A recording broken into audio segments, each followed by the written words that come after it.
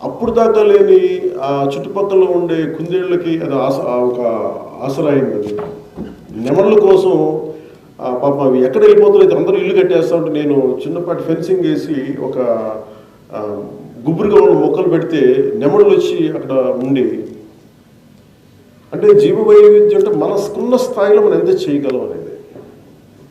అలాగే నాకున్న ఒక 1200, 1400, 1300 గజాల ఇంట్లో స్థలం తక్కువ ఉండేది. ఈ మధ్యన నేను అంటే ఎలా పెంచవచ్చు, నేనంటే పెద్ద పెద్ద పనులు మనం శేషాచలం అడవులు ఇవన్నీ మనం అక్కడ దూరం వెళ్ళలేం, కానీ మన ఇంట్లో ఉండి మనం ఏం చేయగలం, మన ఇంట్లో కూర్చొని మనం ఏం చేయగలం, మన పెరట్లో కూర్చొని మనం ఏం చేయగలం, మనం బాల్కనీలో జీవ వైవిధ్యాన్ని ఎలా సృష్టించగలం, మనం ఉండే అపార్ట్మెంట్ సముదాయంలో ఎలా జీవ వైవిధ్యాన్ని ఇలా స్టార్ట్ చేయాలి.